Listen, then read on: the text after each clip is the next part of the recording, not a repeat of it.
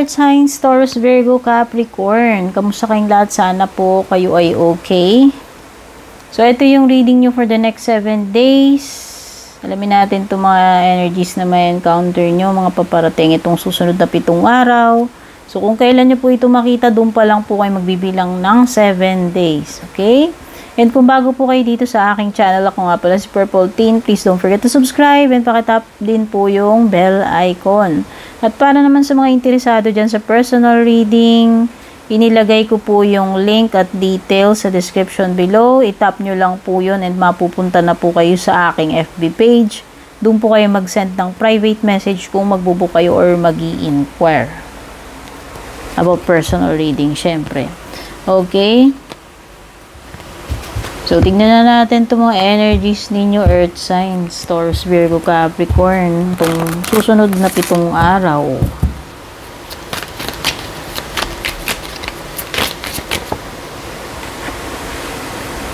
May Fury dito. So, mukhang may magagalit ng todo-todo. Okay, ikaw ba yan? Taurus, Virgo, Capricorn, maka-high blood ka about something. Basta, meron ditong umuusok yung ilong umuusok yung ilong at ulo sa galit. Ayan. So, ayan. May mapipikon, may high blood, may mabibwisit. Kung ikaw man yan or may tao dyan sa paligid mo na may ganyang energy, itong mga susunod na araw. Okay? So, umiwas ka dyan. So, pwedeng galit na galit about something eh. So, pwedeng may nakapagpa-trigger ng galit niya, whether ikaw man yan or ibang tao yung magagalit, no? So, ayan. Kung hindi man ikaw yan, basta may unpleasantness dyan. Kung merong hindi galit na energy, basta may toxic energy dyan sa paligid mo. Itong next 7 days. So, ayan. Protect yourself dyan sa mga ganyang klaseng energies. Gumawa ka ng iyong spiritual barrier para hindi ka pasukin itong mga ganitong energy. Okay? Meron ding inducement. Merong something na ipinipilit sa'yo or kung hindi man ipinipilit, parang sinusuhulan ka na gawin mo itong isang bagay, which is for sure pwedeng nag-aalangan ka kasi ayaw mo or pwedeng mali or masama yung pinapagawa sa'yo or illegal. Okay? So, ayan. Be careful sa mga ganyang dealings, Earth signs, yung tipong dadaanin ka sa mga bigay-bigay or suhol para gawin yung gusto nilang ipagawa sa'yo, pero alam mo naman na pwede kayong sumabit dyan or bawal or illegal, no? O baka red tape o alam mo na, basta binabribe ka yan eh, binabribe ka eh to do something. So ikaw, nasa sa'yo kung magpapabili ka dyan, diba? Kumbaga ano yan eh, prinsipyo, dignidad yung pinag-uusapan natin dyan.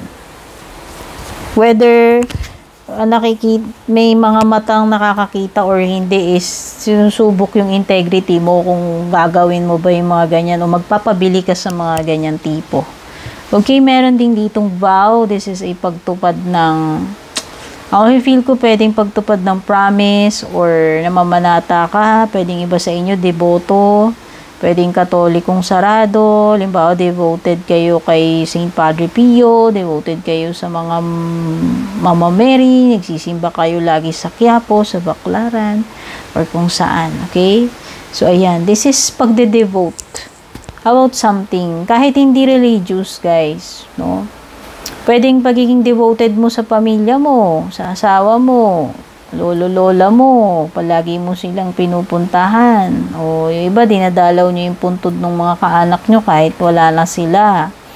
No, talagang hindi papalya. Ibig sabihin, ganun. May parang talagang dinevote mo na yung ano mo dito. Ito ay isang commitment para sa'yo na hindi pwedeng hindi mo gagawin. Okay? So, ayan. Pwede rin na may iba dito, meron kayong hinihiling or pinagdadasal, ipinagnonobena, ayan. No?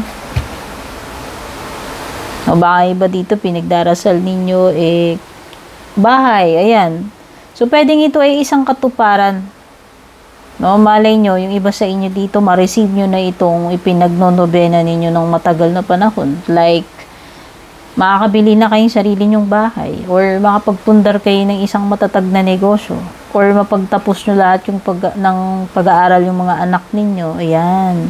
So, kung ano man ito, no? Na maaaring ipinagdebosyon ninyo. Yung iba, halimbawa, hirap kayong magkaanak, tapos ilang taon, tagal, pinagdedeboto nyo yan. Tapos, pwedeng yan yung marireceive ninyong gift, no? Malay nyo, mag-miracle na magka-baby kayo dahil sa inyong faith and pagiging devoted, no? So, yan. Pwedeng ganyan. Pwedeng katuparan ng bagay na, pinagdarasal mo. Or promise. Pagtupad ng promise. Vow. Pwede rin about kasal yan, no? So, yan. Pwedeng halimbawa, nangako ka dun sa jowa mo na babalikan mo siya. Mag-a-abroad ka muna. And then, pagbalik, magpapakasal kayo. Ayan. So, pwedeng ganyan din, no?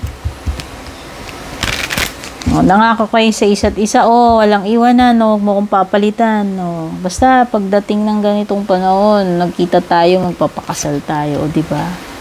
Pwedeng ganun. New love, a new person has stirred your romantic feelings. Wow, so mukhang may bagong attraction, may bagong person dito sa iyong scenario. Itong next 7 days, ayan. Pwedeng biglang magkakaroon ng love interest yung iba dito. Whether single man kayo or first time yung magka-jowa. Ayan. Basta merong darating na new love sa inyo. Nagkaroon man kayo ng kajowaan before or hindi. Nagkaasawa man kayo before or hindi. Merong papasok na bagong person, bagong pag-ibig, bagong romance, no? Ayan, may dating pa nga.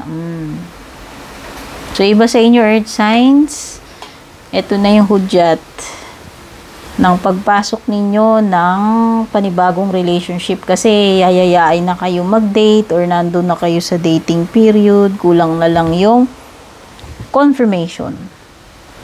No? Kung hindi nyo pa sinasagot or kung hindi pa kayo sinasagot niyan. Pero, mukhang may dating, may meet. Kumbaga, nagmi-meet na kayo, nagde-date na kayo nitong person na to. No? So, ayan, itong next 7 days yan. Mukhang may yayayain ka mag-date, basta lalabas kayo. Ayan. May excite ka kasi may bagong person May bagong, may bagong romance na umuusbong para sa inyo. So, ano pa? Yung mga messages for earth signs.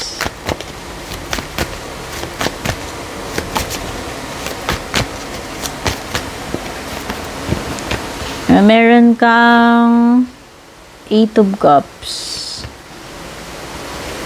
Pay attention to your health nga pala. Ayan. 8 of Cups is also about tungkol sa health. Okay? So, may nararamdaman, dumiretso sa doktor, guys, sa doktor lang kayo maniniwala pagdating sa mga bagay na may kinalaman sa kalusugan. Doon lang kayo magkukonsulta. Okay? So, iba sa inyo dito, parang aabandonahin ninyo tong bagay na to or tatalikuran nyo. Or magwo-walkout kayo about something. Okay. So, bigla na lang may aalis dito, magwo-walkout, no, biglang tatalikod, no. Ayan. Whether ikaw man yung gagawa niyan or ikaw tong magwo-walkoutan nito or tatalikuran nitong person na ito. Basta alis kayo dyan sa eksena na yan. Kung ano man yan. No, for some reason, bigla na lang kayong magwo-walkout. Or kayo yung parang pinagwelga na pinag-walkoutan. Okay? Depende no? And expect na magiging very busy itong next 7 days para sa inyo, earth signs. You have the 8 of Wands. And nakita ko rin na maraming possibilities na mangyayari. Whether sa career man yan or hindi. Ayan, fasten your seat belts. Earth signs. Kasi magiging, mabilis. No? Ay maraming movement. Or magiging very exciting para sa inyo. Basta merong maraming activities, pagiging busy, Pwedeng may mga exchange ng communication, pwedeng may travel, so, pwedeng may good news, no, in relation to trabaho. Okay? Or business. Yan. Okay? So, nafe-feel ko about this card is tuloy na yung bagay na yan. So, fasten your seatbelt, earth signs. No? Get ready. Get ready dito sa mga pagbabago, itong mga mabibilis na pagbabago. Maraming mangyayari. Maraming pwedeng mangyari itong next 7 days para sa inyo. No? Sa kabuuan yan. Merong Aries energy din. O, pwede may makadil ka na Aries energy. Okay. Or someone who is very domineering, very bossy. Very boss type of energy. No? Someone na sabi ko nga domineering, siya yung dominante. So, gusto niya, siya yung nasusunod. Kung sino man itong person na to. Very, very, boss energy yung dating. Okay. Kung hindi man yan about, pwedeng may kadil ka na boss. No? So, pwede may makakadil ka na boss or isang Aries. Or, kung hindi man siya boss at yung ugali niya ganun. Yung feeling boss, pero hindi naman boss. Alam mo yun? So, ayan. Basta someone na yung gusto niya siya yung nasusunod. Okay? Kung sino may makakadil mo na ganyan. Boss energy. Or feeling boss energy. Okay, ang ibig sabihin din yan, earth signs, is owning up to yourself. Pagiging responsable. Pagiging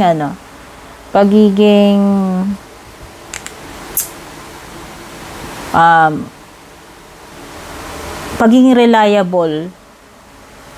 Kasi pwedeng pwedeng alam mo yun, umaasa sila sa'yo kasi ikaw yung in charge dyan. So, ayan. Kailangan, you have the confidence at saka dapat maaasahan ka nila na, alam mo yun, na magagampanan mo tong job mo, itong obligation mo, or itong kung ano man itong naka-assign sa'yo. Kasi parang ikaw yung nakaupo sa trono dito. Ikaw ang ikaw magde-delegate, ikaw yung magbibigay ng orders, sa'yo manggagaling yung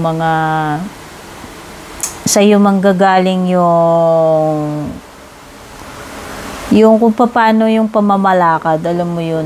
Merong mga people look up to you kasi ikaw yung nasa throne right now. Okay? So, ang nafe-feel ko dito for you, earth signs, is you have the power itong week na ito. You are in control. Ayan. O, huwag mong kalimutan. Kahit sa workplace man yan or saan man mag-a-apply, basta you are in control. Maniwala ka, nasa sayo yung power. Okay? Yun nga lang. Maging responsable ka. Kung pumalpak man yan, hindi.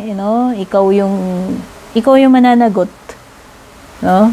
May pananagutan ka rito kasi ikaw yung, nasa sayo yung power. Nasa sayo yung responsibility right now. Kumbaga, nasa sayo yung manibela or bola. Kumbaga sa basketball team, ikaw ngayon yung may hawak ng bola. Okay? So, meron ka rin Ace of Pentacles. Ang ibig sabihin nito, this is malaking potential. Oh. Diba, may na-meet kang person. Oh, malaki potential mo dyan. Or, malaki yung potential mo dito ngayon sa ginagawa mong business. Or malaki yung potential mong ma-promote. O, basta this is a card of malaking potential. Whether sa financial man yan, sa career, sa business, or sa relationship. O, basta ito ay potential pa lamang. Hindi pa to guaranteed. No? So, depende na lang kung anong effort yung ipuput mo para maging, alam mo yon, matupad itong malaking potential na ito. So, depende pa rin sa iyo yan, earth signs. Tignan natin yung advice for you.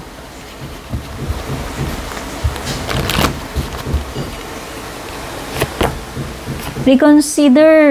Naku, kung meron kang binabalak gawin, you have to reconsider. Oh. Reviewin uli, balikan, bago basta pag-isipan muna mabuti. Reviewin, bago i-submit. O diba, ganun naman yun?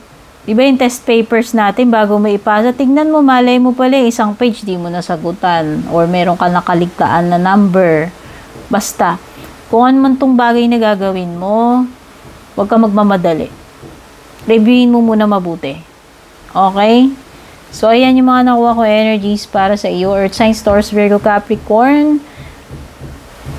Sana i-like and share mo kung nagustuhan mo. At syempre, kung hindi ka pa nakaka-subscribe, don't forget to subscribe. Take care and God bless.